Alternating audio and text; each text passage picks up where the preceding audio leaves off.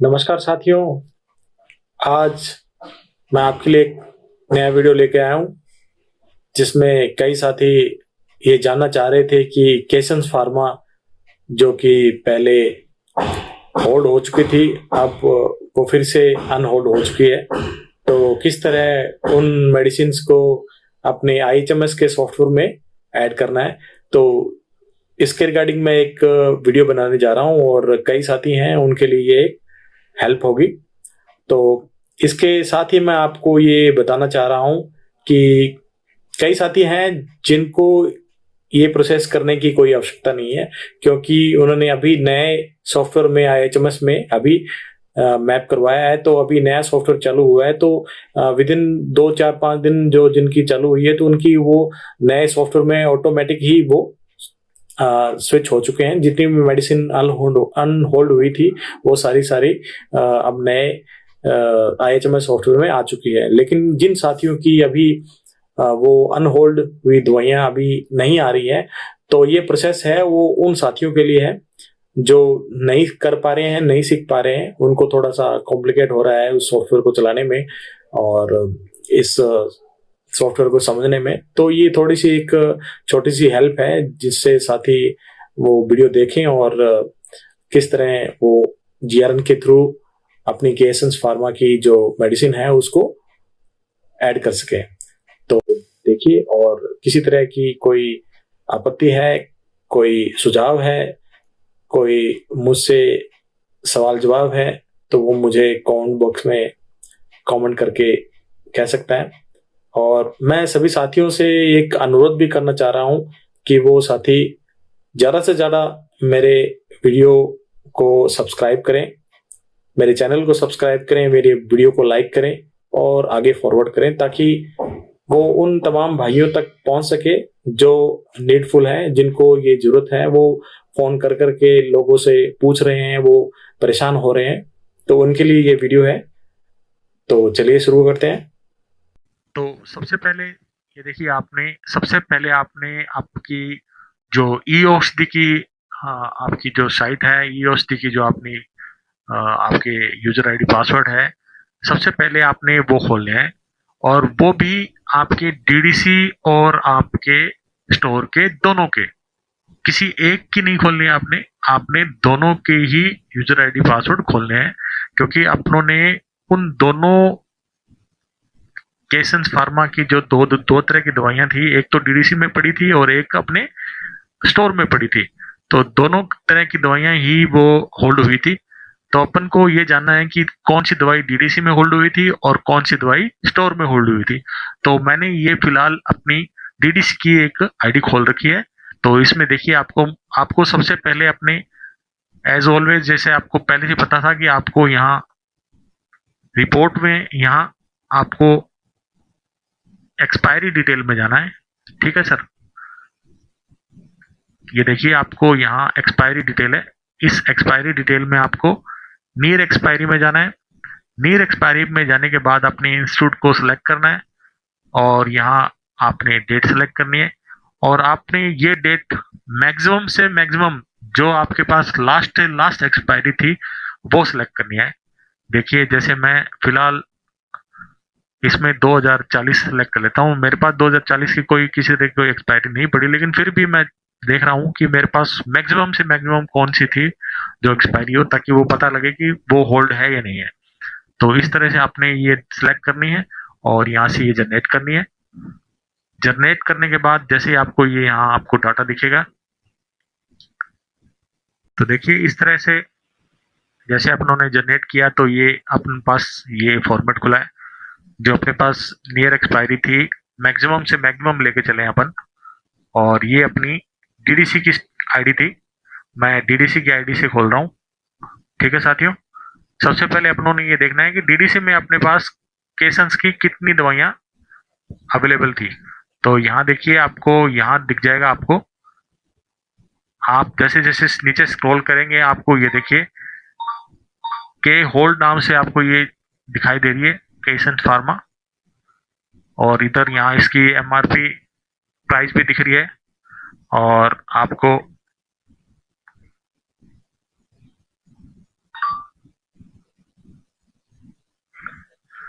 यहाँ आपको दिखाई दे रहा होगा 28 फरवरी 2026 जो नियर एक्सपायरी है मेरे पास। और यहाँ इसको 43 आइटम, ये मेरे पास पोविडिन ऑइंटमेंट का सोल्यूशन है 5% 100 ml वाला, वो बोल रहा है। ठीक है साथियों, इसी तरह अपनों ने टोटल इसमें कौन कौन सी अपनी होल्ड थी वो दिख जाएगी। देखिए, एक एसन फार्मा की ये होल्ड यहाँ 31 मार्च 2026 की है। एल्बेंडाजोल और सस्पेंशन है, ये मेरे 5 होल्ड बोल रहे हैं केसन फार्मा के हैं। और इसी तरह आप अपनों ने ये देखिए पूरी लिस्ट है, इसमें आपको ये दिख जाएगी। ये देखिए, ये भी केसन फार्मा, ये भी होल्ड है, ये भी होल्ड है, ये भी होल्ड है। तो इस तरह आपने ने सबसे पहले जितनी भी होल्ड की लिस्ट है जो अपने पास डीडीसी पे है, तो उसकी एक एक्सेल सीट इस तरह से तैयार कर लेते हैं। इसमें मैं सारी क्वांटिटी और उसके बैच नंबर, कौन कौन सी क्वांटिटी एक्सपायरी है, ये होल्ड है। और होल्ड के साथ ये चीज ध्यान रखिए साथियों, आपको ये खास ध्यान रखना है कि जो अपने पास आइटम की प्राइस थी, जो अपने पास आइटम की प्राइस थी, ये देखिए जैसे ये होल्ड है, ये प्राइस है अपने पास 61 रुपए 10 पैसे, ये 13 आइटम की प्राइस थी। तो इसकी अपनों ने एक आइटम की प्राइस यहाँ निकाल लेनी है। ठीक है साथियों, अपनों ने इस तरह से एक आइटम की प्राइस यहाँ निकाल के सीट में तैयार कर लेनी है। पर आइटम की अपनों को रेट चाहिए इसका, ये आगे अपनों को जब जीआरएन में ऐड करेंगे तब ये काम आएगी, तो इसलिए पहले से ये अपनों ने तैयार करके रखनी है। तो इस तरह से आपने एक एक्सेल शीट में अपनी जो जो होल्ड हुई दवाइयां थी केसन फार्मा की, उन सभी को इस तरह से लिस्ट बना के उनकी बैच नंबर, कितनी क्वांटिटी, कौन सी एक्सपायरी है, क्या प्राइस था और उसका पर क्वांटिटी का क्या प्राइस रहेगा, इस तरह से एक अपनों ने एक्सेल शीट तैयार करनी है। ठीक है साथियों, उसके बाद पहले तो ये था अपना डीडीसी का। ठीक है साथियों, अब अपनों ने करना है अपनी स्टोर का। तो स्टोर में भी इसी तरह अपनों ने जैसे पहले किया था, एक्सपायरी में जाना है। ये देखिए साथियों, आपको बड़ा करके दिखा रहा हूँ, एक्सपायरी में जाना है आपको, स्टॉक ऑन होल्ड जो हैंड है उसमें नहीं जाना, आपको एक्सपायरी डिटेल में जाना है। और मैक्सिमम से मैक्सिमम जितनी भी एक्सपायरी हो सकती है, अपनों ने 2030, 35, 45 जितनी भी आपके पास मैक्सिमम एक्सपायरी होगी, उस हिसाब से उसको सिलेक्ट करके उसको जनरेट करना है। इसी तरह जनरेट करने के बाद आपको इसमें भी आपको आपकी जो दवाइयां होल्ड हैं वो भी दिख जाएगी। ये देखिए, तो इस तरह जो होल्ड है वो सब दिख रही है आपको। ये देखिए, मेरे पास जो भी आइटम होल्ड है ये सब दिख रही है। साइप्रोहेप्टेडिन है ये, और ये पोविडिन ऑइंटमेंट है 5% वाला। ठीक है, तो इस तरह से अपनों ने ये दोनों, यहां से अपनों ने जितनी भी आइटम होल्ड है उन होल्ड की एक लिस्ट बना लेनी है। वो लिस्ट किस लिए काम आती है वो भी मैं आपको आगे चल के बताऊंगा। बस आपके लिए शुरुआती ये है कि पहले, सबसे पहले अपनों ने डीडीसी की जो एक्सपायरी है, लॉन्ग एक्सपायरी, वहां से अपनों ने होल्ड की आइटम निकालनी है। और इसी तरह करके अपनों ने स्टोर से भी जो अपनी होल्ड है वो आइटम निकाल लेनी है। उन सब आइटम को अब अपनों ने जोड़ के प्लस करके सेम बैच की, अगर आपको लगता है कि अलग अलग बैच है तो वो अलग अलग, उस बैच की अलग अलग अपन यहाँ पर ऐड कर लेंगे। और अगर एक ही बैच की है तो दोनों को मिक्स करके, जैसे मेरे पास ये लैक्टिक बैसिलस की टैबलेट थी, एलबीएस की टैबलेट थी, ये मेरे पास डीडीसी में पड़ी थी 775 और स्टोर में पड़ी थी मेरे पास 1000, दोनों एक ही बैच की थी। तो इस तरह मैंने उसको 1775 का टोटल जोड़ लिया है, मैंने सेम बैच का था। अगर वो अलग अलग बैच की होती तो मैं उनको अलग अलग दो यहाँ अलग अलग बैच में ऐड कर लेता। तो इस तरह से आपने एक पूरी एक्सेल शीट तैयार करनी है।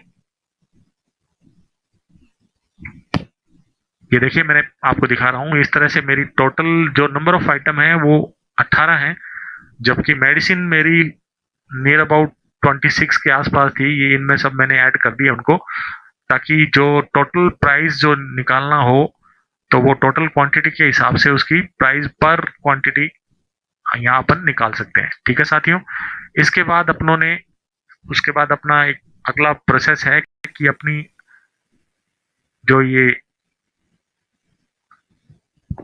आईएचएमएस की आईडी है वो खोलनी है अपनों ने। और आईएचएमएस की आईडी में आपने सबसे पहले, ये देखिए मैं इंटरफेस खोल देता हूँ, ये मेरी आईएचएमएस की स्टोर की आईडी है, इन्वेंट्री इंचार्ज जो लिखा है। और यहाँ आपने मेन स्टोर रखना है। ठीक है साथियों, इसके बाद आपको आपके स्टॉक के बाद आपको प्रोक्यूर में जाना है। प्रोक्यूर के बाद में आपने न्यू जीआरएन में, ये जो न्यू जीआरएन है यहाँ पे जाना है। और न्यू जीआरएन जिन साथियों को ये नहीं पता है उसके लिए मैं बताना चाहूंगा कि आपने सबसे पहले, जैसे आपने आपके वार्ड, आपके इमरजेंसी रूम, आपकी सब सेंटर, एजुकेशन डिपार्टमेंट, जिस तरह आपने ऐड करवाए हैं उसी तरह आपने आपके जीआरएन भी ऐड करवाने हैं।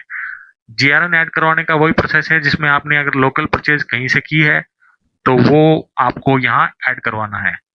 ठीक है साथियों, जैसे ये डीडब्ल्यू ऑप्शन है, यहाँ मेरे पास 3 ये फर्में हैं, उन फर्मों से मैंने लोकल परचेज की है दवाइयाँ, तो ये मैं तीनों फर्म को यहाँ ऐड कर रखा है। ठीक है साथियों, तो अभी फिलहाल अपन को ये डीडब्ल्यू से ऐड करना है, तो ये डीडब्ल्यू लिखना है। और यहाँ आप अगर अकाउंटिंग हेड आरएमआरएस जो भी आपके इंस्टीट्यूट है उसका करना चाहते हो तो वो भी कर सकते हो।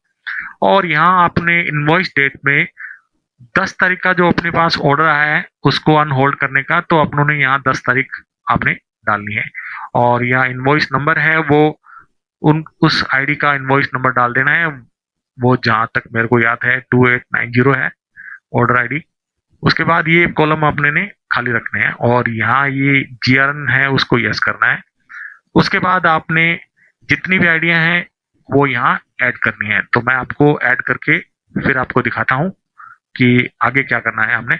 आपने टोटल ओपीडी है, वो टोटल जो आपके पास ड्रग है वो ऐड करनी है। ये देखिए मेरे पास जितने भी बैच अलग अलग थे वो मैंने ऐड कर लिए।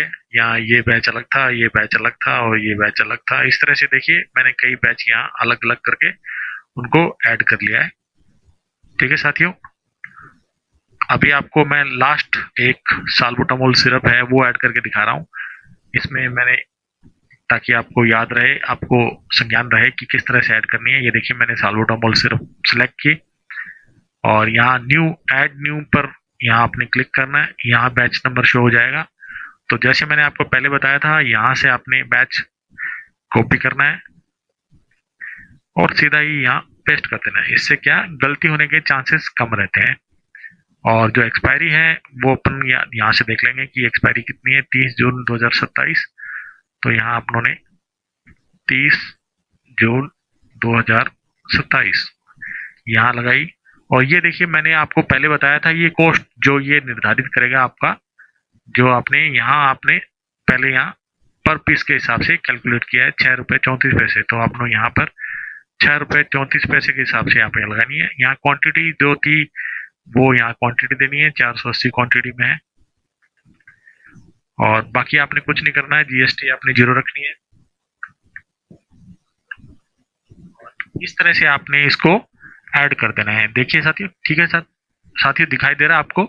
तो इस तरह से आपने ऐड कर देना है।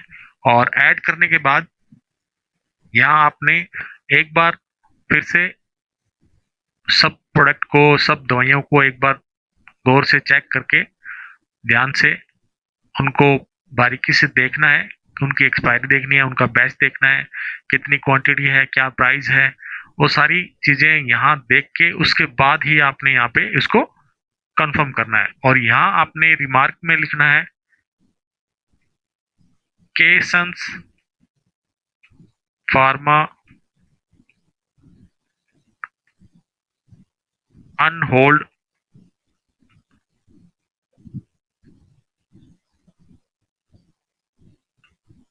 मेडिसिन। ठीक है साथियों, और इस तरह से आपने इसको कंफर्म कर देना है। बाद आपको एक, ये देखिए जीआरएन एक्टिवेट सक्सेसफुली। और उसके बाद अपनों ने इसको अपडेट करना है।